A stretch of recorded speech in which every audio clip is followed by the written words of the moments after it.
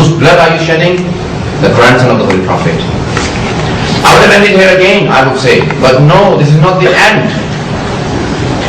After the death of Imam Hussain alayhi salam, after the killing of Imam Hussain alayhi salam, they burned the tents and took out all the women as captives. Did not allow them to practice hijab. They took off with the javelins the long chadars with the abaya they were wearing, and said, you are not allowed to practice hijab because you are sisters, wives and daughters of Hussein, who was a traitor to Yazid. And they were brought to the court of Ubaydullah ibn Ziyad. They were taken to the different cities. But I would like to end here, but only with one sentence, to let you think and ponder what had happened truly after Karbala.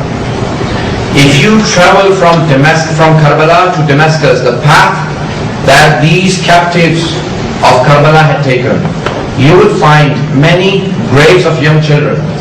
Many graves. If that grave belongs to a son, a boy, then it says, we don't know the name, but this must have been the son of Hussein. And if it is a girl, it says the daughter of Hussein. Imam Hussein did not have so many sons and daughters. Then why so many children? If you look in the history, everyone who is writing the history has mentioned Halab, which is still itself in Syria, a Christian city. Still, majority of the people in that city are Christians. And that path which Yazid had told his army to take was the path, the country and the towns where not Muslims were living, but non-Muslims, especially Christians and Jews, because Muslims would stand up against Yazid if they saw what had happened. So he took them through the Christian areas. They have written many times, all the ladies had their arms tied behind their neck. They could not hold on to their children. The children were holding on to the mothers. They had their arms around the necks of their mother. Young children, when they went to sleep while holding their mothers, their arms went loose and they dropped from the backs of the camel.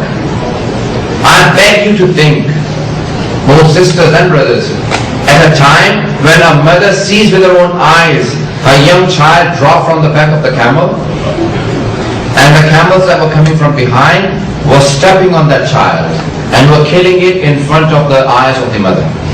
The mother screamed and cried and said, please stop for a moment, my child has dropped. My child has dropped, I cannot go any further. I cannot imagine how it would have been for the people in Karbala and the ladies who had lost their children in that incident. There were times when a child had been dropped, the mothers went and that child went crying around asking for mother. When asked by the people what had happened, it said, I am amongst the people who were taken as captives after Karbala. I don't know where I belong and to which town I have lived. These are young children. Many of them didn't know what to say and they died of hunger and thirst after they had been left behind. And once the daughter of Imam Hussain, who Tabari says was only 4, the famous Sunni writer, he says her age was 4, she also dropped. The famous miracle happened that the javelin that carried the head of Imam Hussain stuck in the ground and would not go further. He says at that point, the son of Imam Hussain was brought and asked, why does your father's head not move forward? His son Sajjad, or Ali Zainul Abidin, said, Father, tell the world, why does your head not move forward? He said, Sajjad, my daughter has dropped from the back of the camel until she is go any further. I beg you to think, and I'll leave it there. Is it possible for us to forget Karbala? The people who made sure that you get the message of the Holy Prophet?